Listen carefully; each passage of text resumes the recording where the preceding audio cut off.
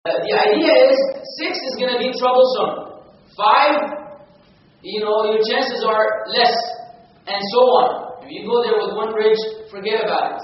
So the only secure way to get out is completing all 7 missions, thus having the land open all the way, the land be formed all the way till you make it to the actual gate, and then the key will have all 7 bridges. This particular imaginary story is a metaphor.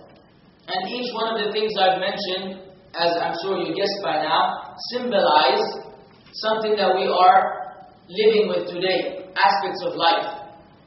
The aspect, for example, of being in a land with danger ahead of us is the reality of life.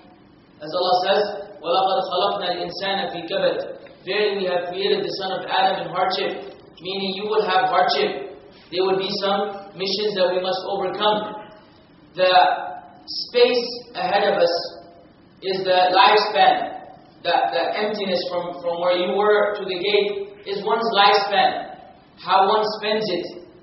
How one constructs it in order for it to be formed accordingly so he may travel upon it in peace. Obviously the fire that is rising is the fire of Jahannam, the real hellfire. And when you turn back and you see this light, this was the light of the Quran and the Sunnah that Allah subhanahu wa ta'ala has given us. That although this life is hardship and although there are difficulties, but you are not left unattended. Well, you have no way out. So the light led you to the window, and that window led you to the message, and the message led you to the key. And the key is what? Anyone would like to guess? La ilaha illallah. It's actually La ilaha illallah. Wahb ibn al-Munabbih, rahimahullah, one of the famous tabi'een, it was said to him, isn't La ilaha illallah the key to paradise? He said yes. And every key has ridges. So if you bring the key with the ridges, then the door will open for you. And if you don't have the ridges of the key, then the door will not open for you. So that key is La ilaha illallah.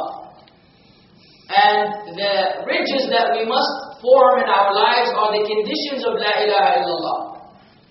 And without them, we are in trouble. Now just in case the shaitan is telling you right about now, you've heard this so many times before. You know all 7 conditions, you have it memorized, you know the evidences.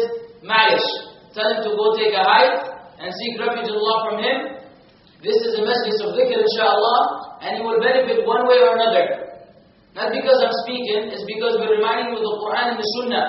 And inshaAllah ta'ala, this will be means of reviving the knowledge that we have. Because each one of us here is in one of 3 stages. And this is something that we often miss. Sometimes we know knowledge, but we don't understand. And sometimes we know knowledge and understand it, but we don't implement. So there are 3 phases. Knowing something, understanding it, then putting it into practice. Because some people know, but they don't understand. He knows the hadith, he has it memorized, he knows the ayah, but he doesn't know what it means. He doesn't understand it. You find another one who knows, and he understands, but there's no action. Say, why aren't you doing it? Well, it's the ma'lish, give me some time, make dua for me. When you catch a smoker, the first thing that the smoker will tell you, as soon as you tell him, afterwards, they make dua for me. Daily. Allah subhanahu wa ta'ala did not mention this in the Quran and Sunnah that my job is to make supplication for you, which I'm happy to do. But you're supposed to free yourself from smoking, and I make dua for Allah to assist you in that. It is not just merely depending on people to make dua. A common misconception, we must take action. You don't live the life of someone who's going to the hellfire and you tell the righteous people, make dua for me to go to Jannah. This is not how our deen works. So, alaikum salam wa rahmatullah. So obviously then, knowing, understanding and implementing. So some of us here, including myself, we may know these 7 conditions. And some of us may know them and understand them, but they're not implementing all of them. So perhaps tonight inshallah will be a turning point for any one of us here. So don't let the shaitan fool you by saying that you already know this particular topic. 7 conditions for La ilaha illallah. Now, one may say, where did you get that from? Do we in the deen of Islam, do we come up with things on our own? Can we add some number to say you must have 7 conditions? Say no.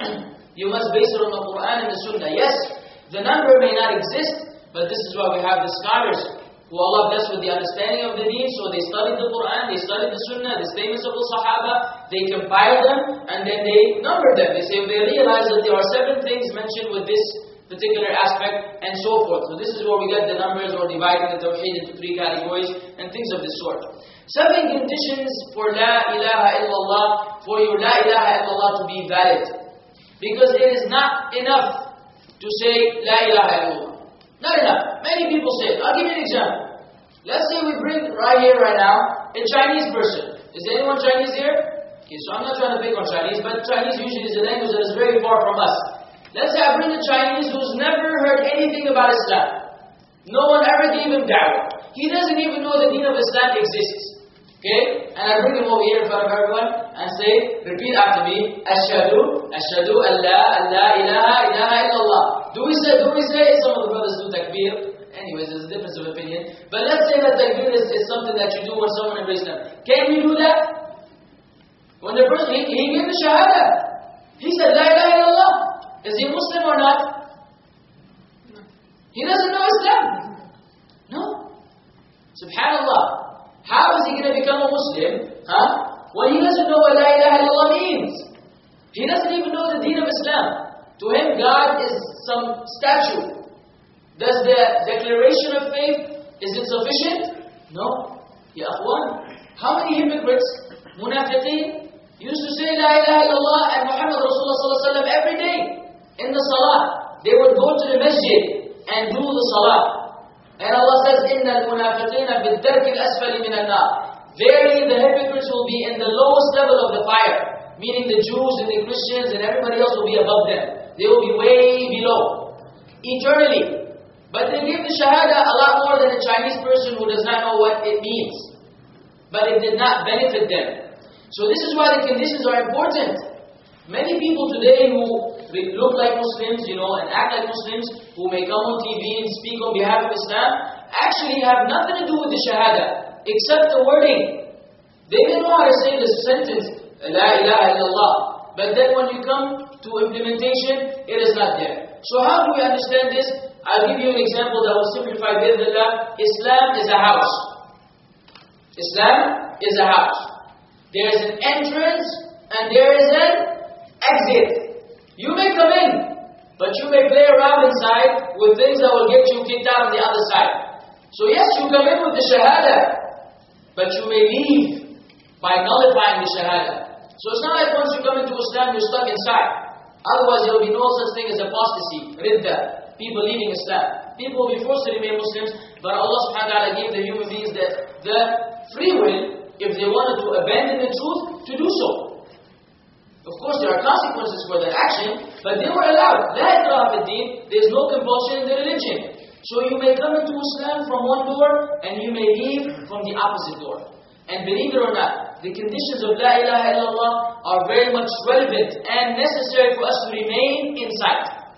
If you want to remain in this house, akhi and ukhti, brothers and sisters, you must get acquainted with these 7 conditions of La ilaha illallah, because you will be shocked to see that we, ourselves here, may not have all the conditions in our lives.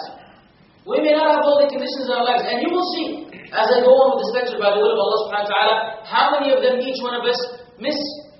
And I want each one of us to have a self-evaluation in your mind. How many do we miss? And what do we need to fix ourselves? This is like a broken car.